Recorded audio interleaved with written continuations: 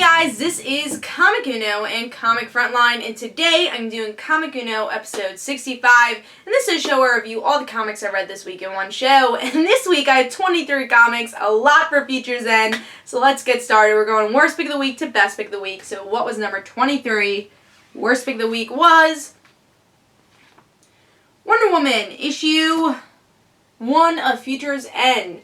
Now, I actually did not expect to get Wonder Woman this week. I wasn't really planning it, but I had to get part 1 because they didn't advertise in the description for Superman and Wonder Woman that I did get, that this was part 1 of that story. So a lot of people, my commenters and also a couple of people on Frontline said, hey Kat, you should get part 1 of Wonder Woman, or you should get Wonder Woman because it's part 1 of Superman and Wonder Woman. I know you're getting that title. So, I ended up getting Wonder Woman, and I thought it was okay. I just thought I was a little bored with it. And after reading Superman and Wonder Woman, I also decided I was pretty bored with this because it was pretty much all a dream. I'm going to say that. It's all a dream of Wonder Woman in this battle. By the end, she thinks that Superman teamed up with her enemy. And by honestly the middle of this book, it got really boring for me. I thought the dialogue was just, I didn't care about it. Maybe because I'm not a humongous Wonder Woman fan, especially the Gods Wonder Woman side of stuff. That's why I'm not currently reading Wonder Woman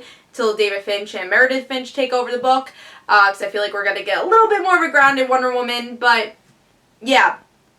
I just didn't really love the issue. And I also thought they kind of made that Superman cliffhanger just to connect Superman and Wonder Woman. Not because Superman was really needed, so yeah. I gave it 2 stars. I didn't love it. Here's the 3D cover. Okay, let's move on to number 21. Which was Supergirl Futures End issue 1. Now, this is a series I usually don't get. I get every once in a while because I am a Supergirl fan. I'm a big Supergirl fan. I do not like the new 52 version of Supergirl at all. I think she's too angry. Now, with this, I have not read the Cyborg Superman stuff, so with this issue, I was a little confused.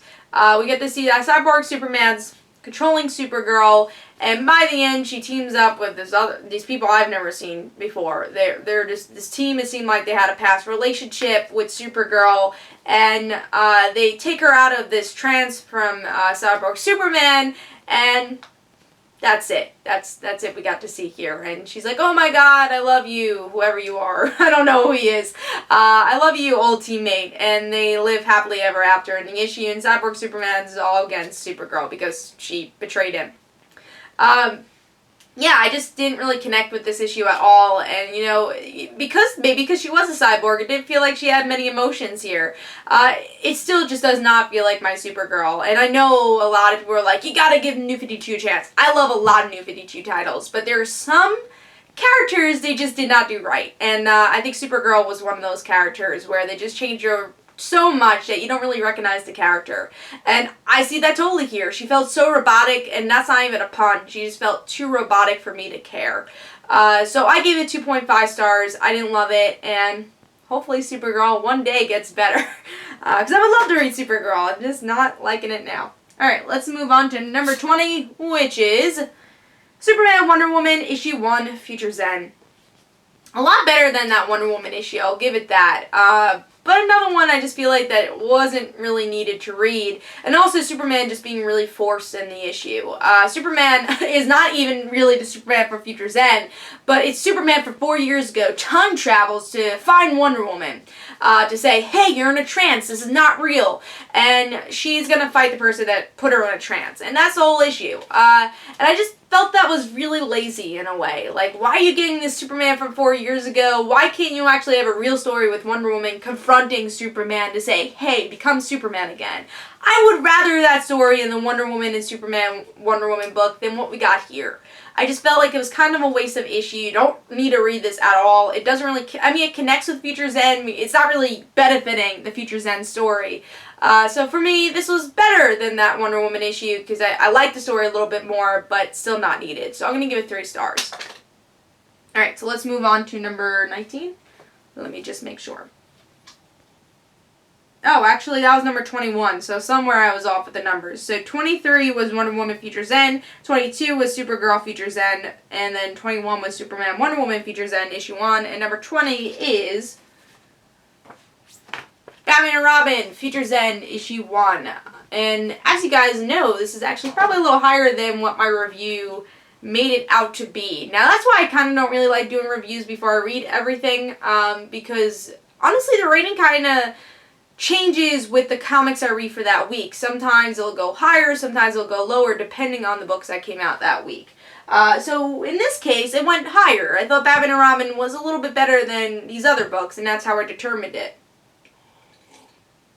So with Batman and Robin, though, I mean, it's obviously not a great book, but with Batman and Robin, we get to see that Batman's going against Heretic, and there's a new diverse Robin, which was really cool to see. His name is Duke, I think, and he wants to go help Batman, but Batman keeps pushing him away, pushing Duke away, and wants to defeat Heretic, the person who killed Damian Wayne. And by the end, Duke comes to save the day anyways, and Batman accepts the help of Duke, and they all live happily ever after. I just thought there was a lot more potential here. They have this mystery of who the hell Heretic is, and they don't reveal it anywhere. We don't know who this guy is at all. Is it the Heretic that killed Damian Wayne, or is it somebody else? And that's what kind of pissed me off with some of these stories here. Who the hell is Heretic? I know him, obviously the person who killed Damian Wayne, but who is Heretic of 5 years later, Futures End? And I thought that was a big problem with this issue, because that's most of the issue. It leaves a mystery for a one-shot that you shouldn't do, because you're never going to get the answer. Duke was an interesting Robin. I liked him, but honestly he felt like any other Robin. I wish he had a little bit more personality here. Artwork's pretty good. I did like the art. Honestly, story's kind of generic overall. You're not getting much. If they revealed who Heretic is, you would have gotten a little more. If you get some personality from Duke, then you would get a little more. But overall, kind of generic issue. I'm going to give this 3 stars. And now it's number 20. And here's the 3D cover. Okay, let's move on to number 19, which I'm shocked this is so low. Let the cards fell. Okay, so yeah, I'm shocked this is so low. And that is Elektra, issue 6. Yeah, usually the series is like top 5 at least. I've been loving Elektra. But I thought something that was really off with this issue was the artwork. Not saying it's bad artwork, I just missed the old one. A lot of the action scenes were not as fluent as what we got with the old style, and I thought it fit so well with the book. I mean, the story was pretty okay. We get to see, you know, Elektra still helping Cape Crow and the Sun, and we get to see that Lady Bullseye is gonna want to defeat Elektra. That's cool, but honestly, I just felt like this series kind of lost its tone because of the art change, and what made it so cool. And honestly, even the narration wasn't on par as past issues. So for me, I thought it was an okay issue, but I've definitely read better with Elektra, and it did lose its tone a lot with the art change. And hopefully it'll get back after this story arc, because I really do like that art. But yeah, I thought it was still an okay issue. Just, you know, it's been better, the series. So I'm going to give that 3 stars. Alright, so that was number 19. Let's move on to number 18, which is Oddly Normal, issue 1. This is a series I just decided to try out. It's from Image, and it's a cute series. It's kind of like a kiddie book. It's about this witch girl who is made fun of a lot in school, and we find out a little background. Their mom was a witch and met this regular guy, and she wishes that her parents didn't exist. Even though her parents are pretty nice, she still wishes that, and she's gonna have to go on an adventure to save her parents again, probably, because they do disappear by the end of the issue. I thought it was a cute book. I don't think it really pulled me enough to say, hey, I gotta get Oddly Normal issue 2, though. It felt kind of generic, that ending, where the parents disappear. It doesn't really feel original enough. But I thought the art was really cute. If you have a kid and, you know, you like this type of style book, I say go for it, read it. But for me, I just have a little bit too much on my pull list to really add this one. It's cute, but I don't think enough to say, hey, you should. Not like Tiny Tina's cute, where you definitely should buy Tiny Tina's. This is just cute, you know. Maybe you can read this to your kids. So yeah, I'm going to give that 3 stars. Let's move on to number 17. I'm going to make sure we're up to 17. And we are. Number 17 is Futures End, issue 20. I thought it was pretty good. Surprisingly, it's obviously not in. It's kind of getting to that middle tier of this countdown. And Futures End, love the cover. It's pretty gruesome there. A lot of detail. Even though I don't think the Joker was in this issue. That's a little misleading. I didn't even think about that. But Joker's probably is not really in this issue, but what does happen in this issue is that we get to see a little Mr. Terrific. That's pretty much it. We get to see a little bit of him. Especially Tim Drake. He gets confronted by Lois saying, hey, are you going to like reveal my identity now that you just revealed Shazam's identity? She's like, no, but you should really tell your girlfriend what's going on. And by the end of the issue, he does tell what's going on, and the girlfriend's pretty upset. But I have a feeling she'd probably make up with him soon. But yeah, we get to see a little bit of that Batman, Joker brain being open and trying to control their brain. And more of 50 Sue, who is trying to be a cute assassin girl, where she's just like, oh my god, I'm funny, and I don't think it really works. I think they're trying to make her a little bit too likable. They're trying to make like her a cutesy little girl who, you know, again, does all these bad things. I don't know. It doesn't work for me. Maybe some other people do like her character, but they're having a meeting with Slade and Grifter. That's pretty much what happens here. It's not a lot going on as much. I like the issue. I think the art was pretty consistent. Again, not a lot happening, but I did really love the Lois and Tim Drake story. I'm looking forward to see where that goes. And it was pretty good. You know, I thought 50 Sue, as much as I don't really like her that much, her story was a lot better than what I've been reading. I wasn't really bored with it. And Mr. Terrific wasn't a horrible story either. It seems like these people want to control his Mr. Terrific balls, so you know, that's going to destroy the world a little bit. So yeah, overall I thought the story was pretty interesting. There's definitely been worse issues of Futures End, and it progresses the story pretty well in certain respects. So I'm going to give that 3.5 stars. Alright, so now we're up to number 16, which is Uncanny Avengers, issue 24. Another issue I'm kind of surprised was so low, because the last issue is actually in my top 5. I really enjoyed it. In this issue, I think they focus a little bit too much on the X-Men than the Avengers. We actually didn't see any Avengers characters here, but still a good issue. We get to see Havoc dealing with him kind of being disfigured in a way, so people are reacting to that, and he's, you know, still happy though, because the person he cares about still loves him. So he's not happy, but he's accepting it.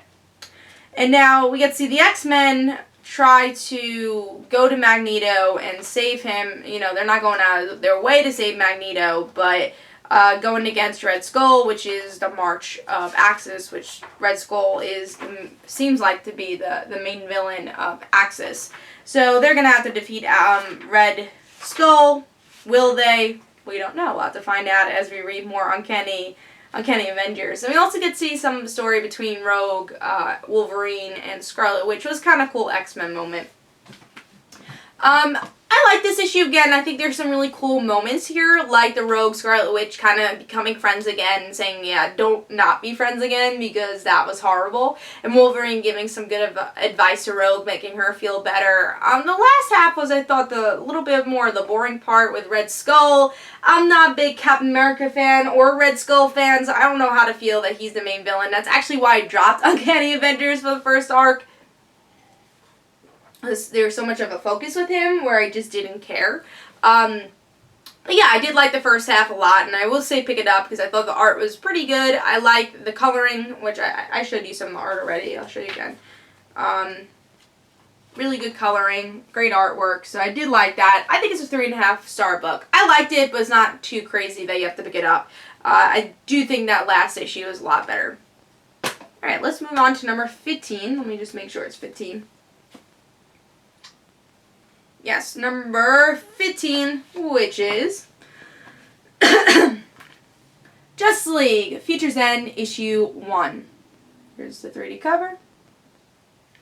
Now, this is a continuation of Justice League United.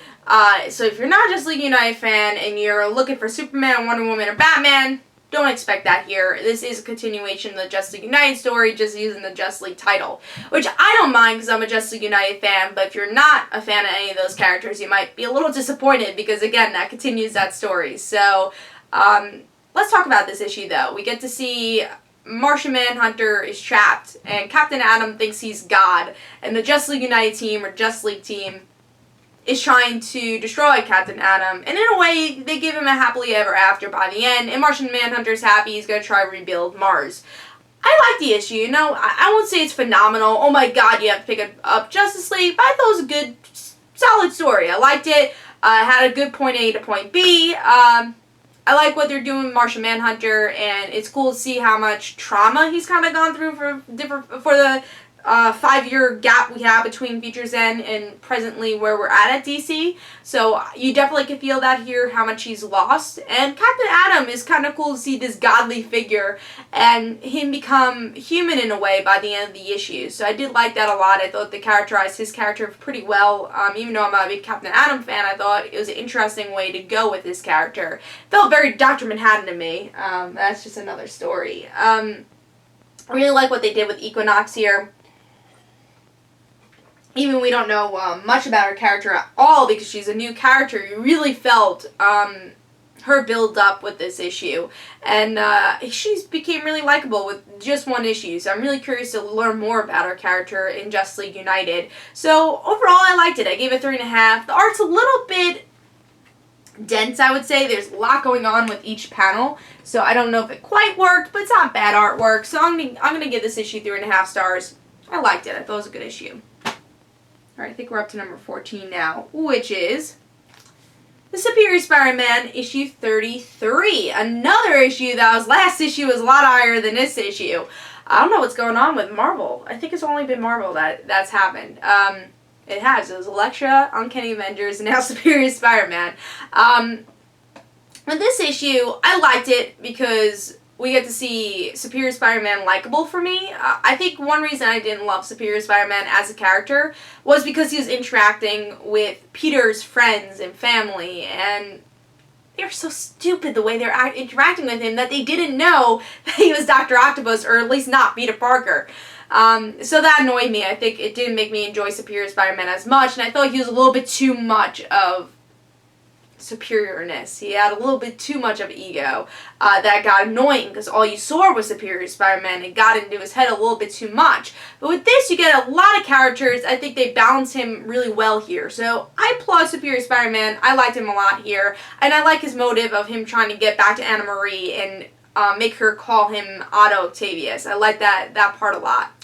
Now, the parts I didn't like is honestly the villains. I feel like you need to develop the villains a little bit more. I know they had that background story, which I honestly didn't care about. Let me like these villains, or let me see their motives a little bit more. They just kind of seem like C-list villains in a way, and they're bringing all these Spider people back. Let me see why they're so epic and why we need all these Spider-Men to defeat them.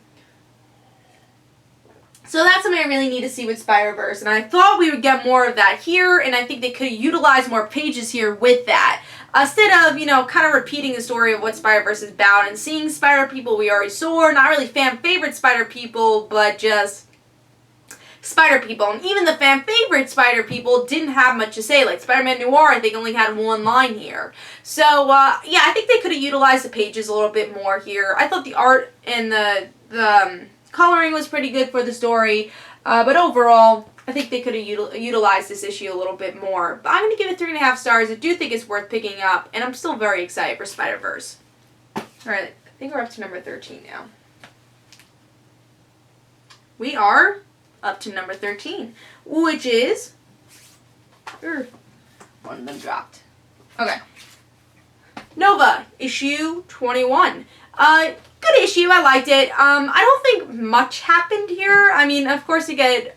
Thank God, a good balance of life in Sam Alexander's life and life as a Nova. And I thought they did that really well. And I thought Sam Alexander's life was more interesting than him going to space and trying to save his father. Because they only get like an inch closer to his father. There was no like, oh my god, Nova's so close. There was just like, oh, he's not here, okay, I'll try again later. So that part, I think, is what brought the issue down so much for me. But I really did like the Sam Alexander moments with his mother and him trusting his mother and him, spoiler alert, getting expelled from school and how he's going to get out of this. And of course the artwork's really good for the series too. So I feel like it's back on track, but I would like some more interesting story with the Nova story. I think that is a little bit of the weakness of Nova, is not Sam Alexander, but the Nova stories. Like, give me more interesting plots now. And I know it's kind of hard to balance because he has to keep going back to Earth to space to Earth, but I would like to see that balance a little bit more in the series. So I'm going to give it 3.5.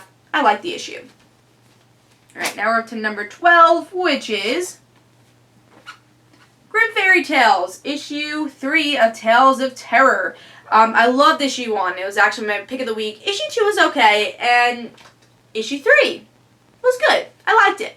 Now, this is actually written by Meredith Finch, who's going to be the writer of Wonder Woman, and I'm looking forward to seeing what she has to do with Wonder Woman and her take on the character with her husband working on the title also. And we've had her on the live show before, too, and she was awesome to talk to.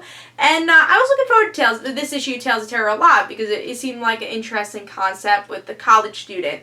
I like this issue. We get to see that there's this college student, she wants to stay in for the night, and she dies. And one of the friends, who's roommates, she goes to a party and finds her roommate dead. So she gets another roommate, and spoiler alert, we find out the person who killed both these roommates are actually the one who went out to the party, the roommate. So, if that makes sense. The roommate, the original roommate, who had these two other roommates who were studying, is the killer. And we didn't know by the end. And we also get to see the Grim Reaper, looking and not killing people, but also finding death, because that's her point. And that's really the point of the series, is having the Grim Reaper kind of walking around by the end, because there's a lot of death in this series. I liked the horror aspect. I thought that was really good, but I thought the twist could have been a little better. Like, I liked the twist, don't get me wrong. I'm like, oh, the roommate was the killer. Okay. Liked the twist, but I thought the build-up could have been a little better, where we could have guessed that the roommate was the killer. I don't think there was that build-up, and that's why I didn't give this 4 stars, even though I thought the story was good, and I liked the different tone we have here, and the different themes, honestly, too. You get to see a lot of different themes you could look into, and it definitely feels like a smart issue, but again, that build-up would have been a little bit better for the issue. But good artwork. I like the Grim Reaper connection. Hopefully we get to see a little bit more of her character, learn a little bit more about a character, but I get that they're trying to get more one-shots before we learn more about the Grim Reaper.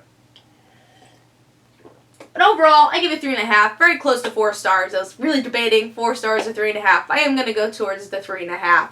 But let's talk about number 11.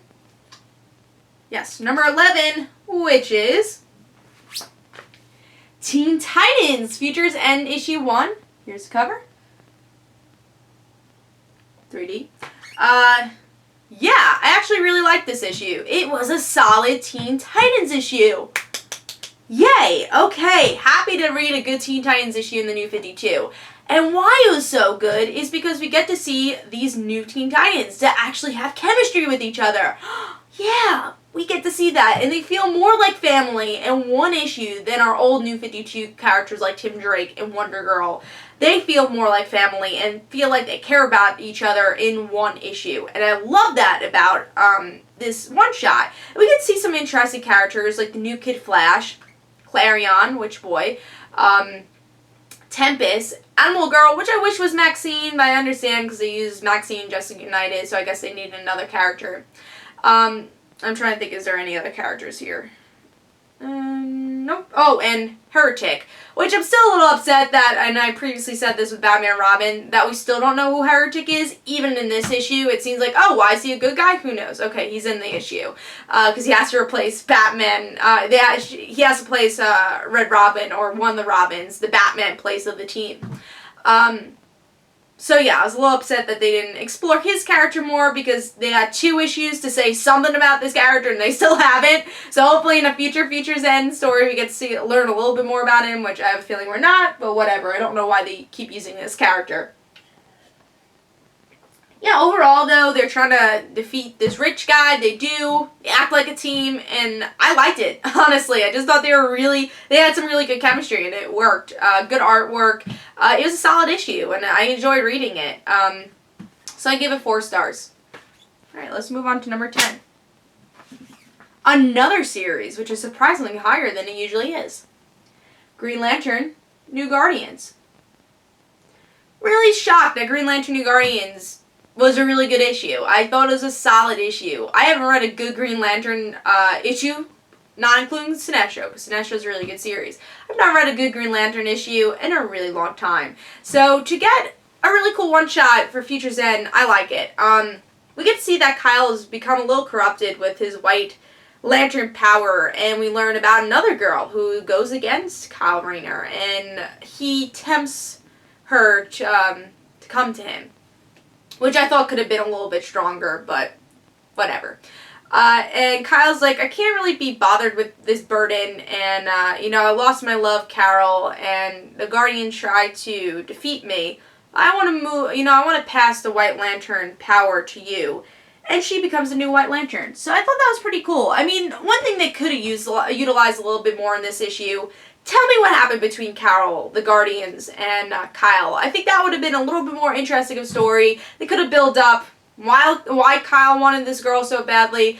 But I like the end aspect, and I really love the narration from Kyle about this girl and about the White Lantern power, and that really made the issue for me. Also, I thought the art was really good, which usually the series does not have this great of artwork. So, overall, I just thought it was a big improvement from what we've been getting with this series and what we've been getting with Green Lantern in general. I like the cliffhanger. The narration was really good. Could have they utilized the series a little bit more and this issue a little bit more? Sure, they could have done a lot more with it. But I still liked the issue, and I thought it was very solid, and it's worth picking up. So, I gave it 4 stars. Let's move on to number 9, which is All New X-Men, issue 32. Honestly, an issue that is a little lower than I expected it to be. I feel like this is definitely more of a build-up issue, more of a setup issue than anything.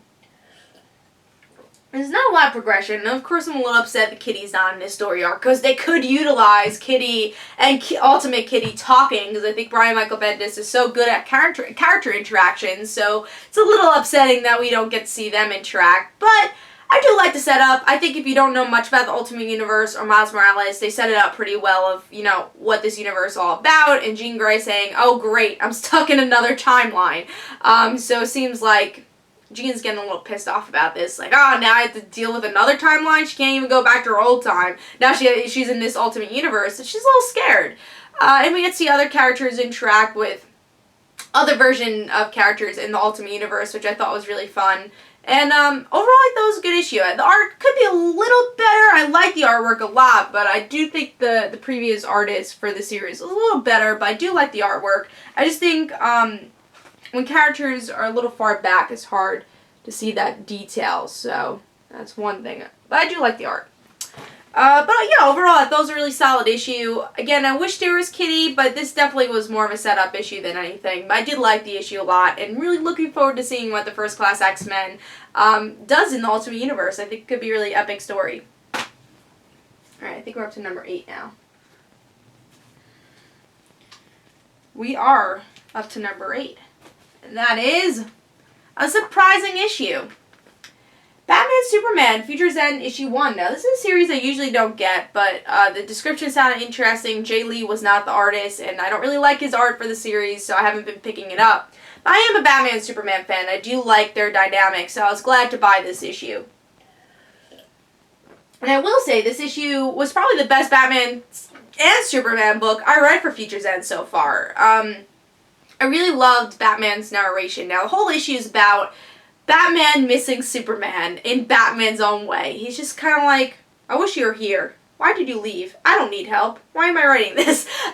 So it really is Batman not asking for help by calling Superman, but just bending out his feelings, saying, hey, Superman, why did you leave us? Out of anybody, I thought I would leave. Why did you leave? And I just thought the narration was really strong. I do feel the art was a little stiff. I will give that. I think that was really my only complaint about it. I thought there was a little bit too much shading. But overall, I really liked the issue. I liked Batman's narration. I liked that it actually connected with Futures End really well. Compared to way back what we talked about in the beginning of the episode where Wonder Woman just has Superman for no reason. It does really connect with Futures End. It doesn't quite make sense. This made sense for both characters, and it connected with Futures End very well. So overall, I just thought it was a really strong issue, and I surprisingly really liked it. So I recommend Batman Superman, definitely, as one of the better one-shots. So now we're up to number 7, which is Sensation Comics featuring Wonder Woman issue 2. A better Wonder Woman issue than what we got with the New 52's Futures End, of course. Really, really strong issue. We get to see with this that Wonder Woman's losing her powers. She's like, why am I losing my powers? And we find out it was somebody controlling her, of course. And she's able to get out of this funk she's in. And it's cool. I thought, you know, she was really in character. I liked her narration. I like her becoming weaker and how she still deals with her villains. Even though she doesn't have her powers, she's still going to try to go defeat the cheetah. Artwork was perfect.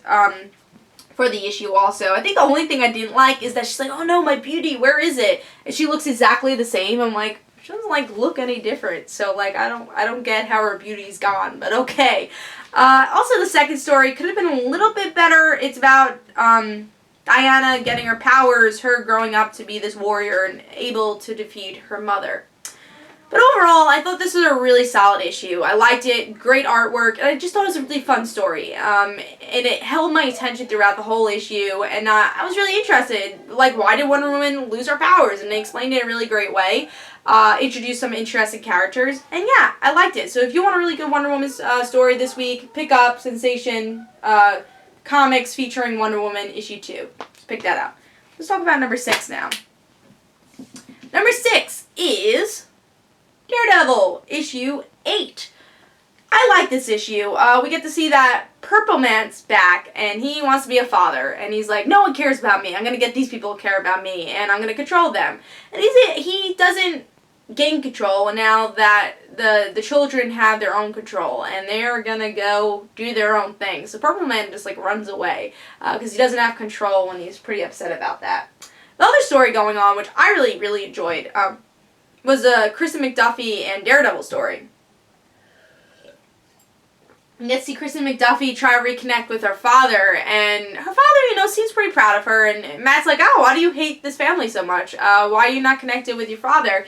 And we find out that the father has his alternative motives because he wants Daredevil to write a book. And Matt's like, maybe I will write a book. And Chris is like, you don't write a book. That's what my father does. He, like, brings you in, and he has this charm about him. But don't do this. You don't want to do this. So what I loved about this issue was, yeah, the chemistry between Kristen and Matt. I thought that story was really great. To learn a little bit more about Kristen's background was pretty cool. And I just liked the overall Matt and Kristen story. The villain story was probably the thing that was a little off for me. I didn't really feel any connection with Purple Man. But I'm looking forward to seeing how Matt deals with that and dealing with writing a book. I'm excited about that. So yeah, personal life Matt stuff was great. Purple Man stuff I think needs to develop a little bit more in the next issue. But I overall liked it, love the artwork for the series, and looking forward to seeing more Kristen. I think she's a really strong supporting character that Mark Waid has created, and I really am a supporter for this relationship. So looking forward to it. I give it 4 stars. Now it's number 6. Alright, we're up to top 5 now. Number 5 is Batman Eternal, issue 24. Okay, Batman Eternal issue 24. The Stephanie Brown issue. I kind of wish this was higher than it is. I'm glad it made the top 5. But I think they could have done a little bit more with Stephanie and Clue Master. I love what they did, but they could have dug a little deeper into these two characters' interaction and relationship. There's this one scene with Batman where it fit the story perfectly, but I don't think it was quite needed for this issue. They could have had this Batman scene in the next issue. So I kind of wish it was just totally Stephanie. And it pretty much was totally Stephanie, but that Batman scene, I know it's Batman Eternal, but we didn't quite need it. But saying that, I did really like this issue because we get to see some really great Clue Master Stephanie moments. And Stephanie kind of growing as this superhero. Clue Master kind of doing anything to kill his daughter. He doesn't really care about his daughter, and it does remind me a lot of the Artemis and Sportsmaster relationship in Young Justice. And a lot of people have already said this. Me and Jay especially have said this. So I do agree with that. And I think the most powerful moment about this issue probably was the bike moment. In the past, we get to see that Stephanie's always been this brave daredevil, and of course, we see that's the charm of her character is that she'll do anything. And what in the Batgirl issue that came out last week, she's not stupid, she's just brave. And I think that's just the best quote about her character, because she will do these things. So anyways, she goes, makes a ramp for a bike when she's a kid. Doesn't care. She's like, Dad, look. She flies, breaks her bones. And Clue Master's like, I keep telling you, you shouldn't do this. It's too dangerous. You deserve all this. So now, in present time, we get to see Clue Master, Stephanie Brown. They're on a chase. They're on their motorcycles. And Stephanie Brown's about to crash. She's about to get stuck. Clue Master's about to kill Stephanie, but she makes this jump. She actually lands it. And Clue Master's like, I hate you. And Clue Master gets arrested. And he's like, I'm going to get you back. So I think we'll see more of this interaction between these two characters. But I love that parallel of her making the jump. And, again, that relationship between her father is just so corrupted and, so dysfunctional. And I love it. So yeah, I thought this was a great Stephanie issue. Could they do a little bit more? Sure. I've read better issues with Clue Master and Stephanie. But it was great to see Stephanie is so still Stephanie in the New 52. And I'm so happy to see that. I will also add that the artwork's still a little bit darker than I would like. There's some unnecessary shading at some points. Here's a good example, like right here with Batman. And, this artist does this a lot with the series, also right here. It's not the best artwork, but definitely better than the artwork we got last week with the Catwoman issue. But yeah, really like this issue. I gave it 4 stars. And we're going to move on to number 4. Which is Bionic Woman, Season 4, Issue 1. I won't say I'm a super Bionic Woman fan, but I really do like the show, and I respect the show a lot. I just recently watched it, maybe like 2 or 3 years ago. I watched all 3 seasons.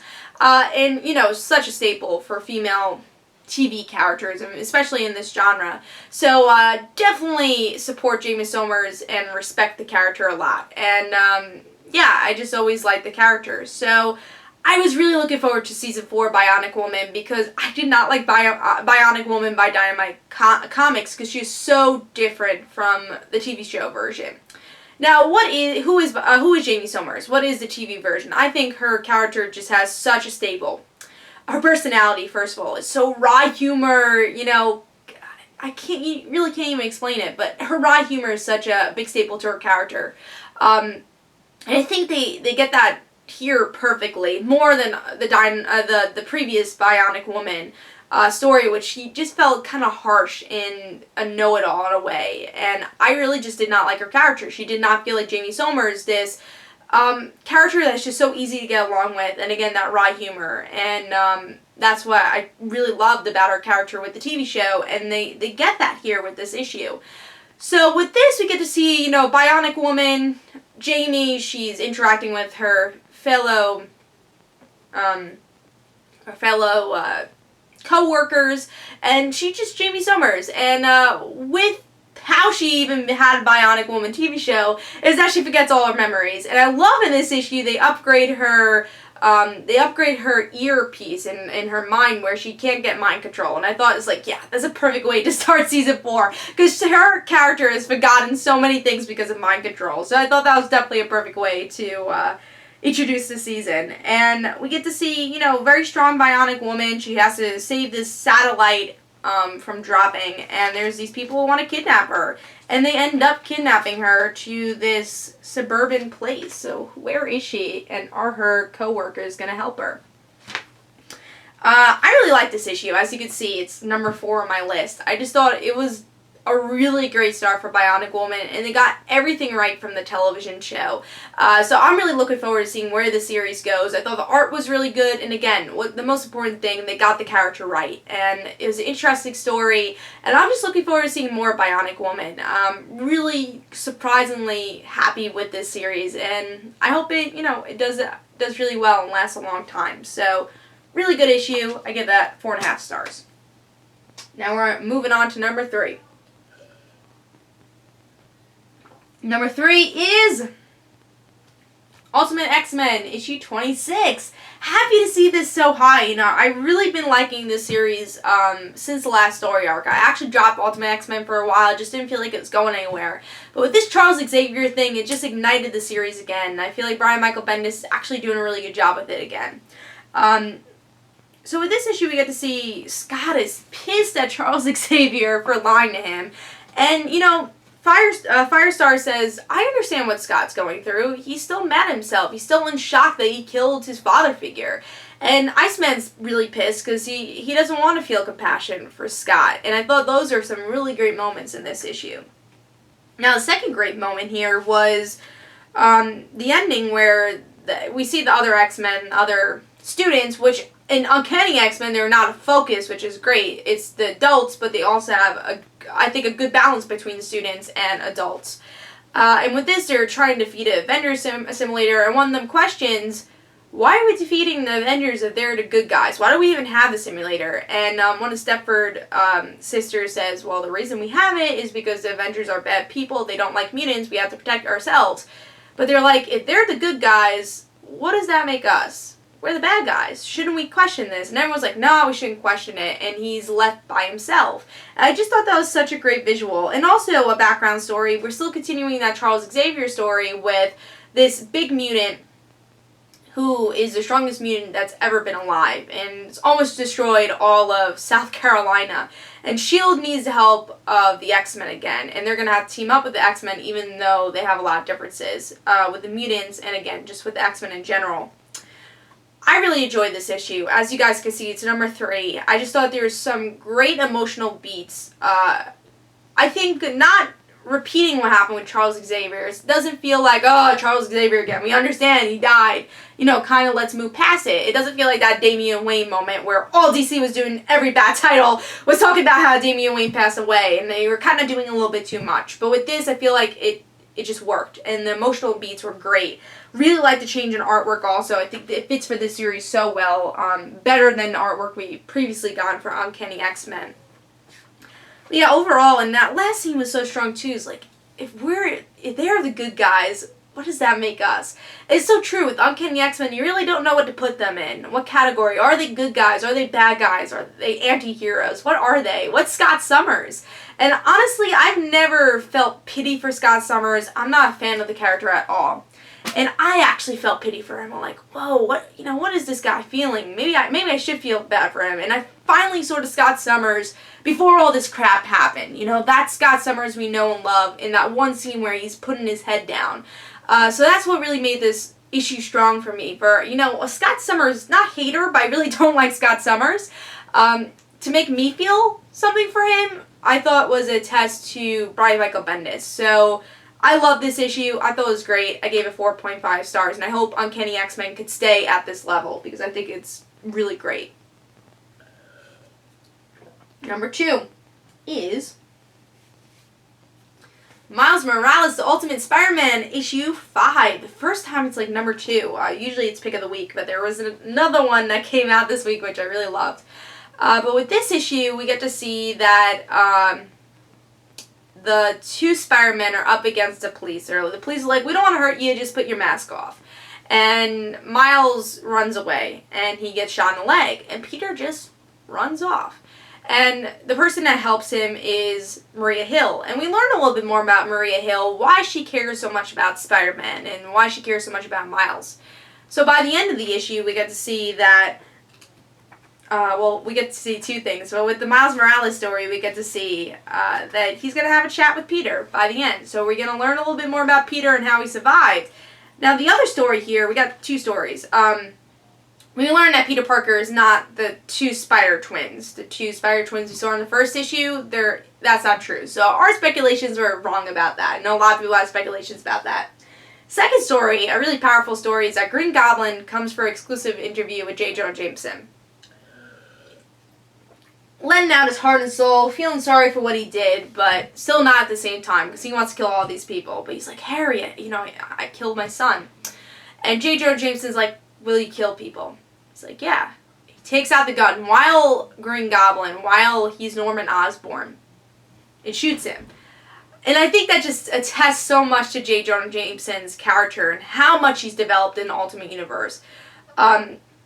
With the start of the Ultimate Universe, he was the same exact J. Jonah Jameson as the 616 universe. Hated Spider-Man, but right before Death of the Spider-Man, about a year before, he gets saved by Spider-Man and understands Peter, and he knows ends up being Peter. He knows the identity of Spider-Man. And that's when his character really changed. And I think you see that with this issue. Because he kills Green Goblin, no matter, maybe he won't die. I don't know if he's going to die. Is Green Goblin going to die in this next issue? Or will it be J. Jonah Jameson? But he kind of sacrifices his life because he sees the killer of Peter Parker in front of his face. And he knows he's still going to do the wrong thing. And he wants to be that hero in a way. He doesn't care about the exclusive interview. He wants to kill him. And I thought that was just such a test to this character. Also, I want to say, I don't think this is the real Peter Parker. We get to see that in this issue. Not because, it's the spider clones, he's not the clone. I think the big part here was that one scene where Miles gets shot and Peter doesn't look back. I don't care what Peter Parker has gone through since he died. The real Peter Parker of any universe, well, we'll just say the Ultimate and the 616 universe. After Reign Spider-Verse, I won't say any universe. But the Ultimate Universe Peter Parker and the 616 universe Peter Parker, no matter what they go through, they never leave an innocent behind. And that's Miles. And he doesn't even look back when Miles gets shot. He just kind of does this his own selfish way, which Spider-Man's never selfish, and he runs away. And I thought, again, that's not Peter Parker. And I think that proves it with that one scene. Unless he's out of character, I don't know. But that one scene proved it to me. It's like, that's not Peter Parker. And I'm excited to see where that story goes. And of course, David Marquez's art here was great too. And there's this one scene where Norman Osborn does this thing with his eyes, and I loved it. Well, first of all, look at this tear here. I could show you every page and just show how great this artwork is. Here's the little eye thing he does. I had to read this scene. It's like, are we on the record? Are we on record? We both know we are. And it's this little eye thing he does. Loved it. Yeah, the artwork is great here. The story was awesome. We even get some Maria Hill development. Awesome issue. Loved it. 4.5 stars here. This could have been easily pick of the week if something else didn't come out. But really great issue. This is the best issue out right now. The best series out right now is Miles Morales, the Ultimate Spider-Man. Number 1 is Edge of Spider-Verse, issue 2, Gwen Stacy's Spider-Woman. Wow. I love this issue. Even though there were some really good issues that came out, like Uncanny X-Men, Bionic Woman, Miles Morales. This was so easily my pick of the week. I just thought, honestly, this is great that this issue came out in September because Futures End's here, and you get to see all these one-shots and like all these stories, all the 5 years of these characters trying to be squeezed into one issue. And some issues just don't do it well at all. It's like, what happened? Like, they could have had potential with this story, and this issue does not do that at all. They had these 2 pages where they explain how Gwen, and this two-page spread, how Gwen became Spider-Woman, how Peter Parker died because he wanted to be special, and he became the Lizard, and he died, and now everyone's anti-Spider-Woman because everyone thinks she's the face that killed Peter Parker. And the person that really is the face that killed, who really is the face of the anti-Spider-Woman is her own father, Captain Stacy. And you get that capture in just 2 pages. You get this whole backstory, which I would love to see, just this mini-series finding out how this all happened. And this whole universe, I just think is so intriguing. But just 2 pages, you find out everything. And they build this universe so well in one issue. Honestly reminds me of What If issue 105. First appearance of Spider-Girl. Building a universe and building supporting cast so well in one issue reminds me so much of that, and that's obviously a big thing to say for me, as Spider-Girl being my favorite character of all time. So that's a big compliment. So with this issue though, we get to see a little bit of Mary Jane being a little bit of a bitch because Gwen Stacy loves music. She's in a band. Mary Jane's like, get your shit together, Gwen. I don't know what's going on with you, but we got this gig. And I mean, she's still a friend, but she's like that bitchy friend, They're frenemies. But then there's a true friend in the band who says, Gwen, whatever's going on, please tell me. And we all know it's because she's Spider-Woman that she has so much on her mind. Should she quit the music thing and just be full-time Spider? She should go to college. What does she want to do? And now she also has to deal with Captain Stacy wanting to capture Spider-Woman. So she's late to her gig. She just gets to her gig like 5 minutes late. They start playing. And these 2 people, Matt Murdock and this other creature, wants to help Spider-Woman, but they think by helping is to kill Captain Stacy. So Spider-Woman saves the day, and Captain Stacy's like, you're under arrest, you know, take your mask off. He doesn't even say take your mask off, just you're under arrest. And Gwen's like, you sure you want me to do that? And reveals that she is his daughter. And Captain Stacy just like staring at her, and he's like, go, just go. And I love that moment. And yeah, this whole issue, the artwork was great. It fit the story so well. The character design was great. I loved it. And I love the Captain Stacy twist. I just feel this was such a great mix of Gwen Stacy and Spider-Man. Honestly, it was just such a good mix where you get to see that Gwen Stacy personality, but you see that responsibility of Spider-Man and how they connect. I loved the issue. I loved it. Hopefully we get ongoing. We need ongoing. This was so good. You can't waste this character. And hopefully ongoing in this universe, because this universe was built so well. Please give us an ongoing, Marvel, because this pick of the week issue. This is 5 stars. Pick of the week. Read it.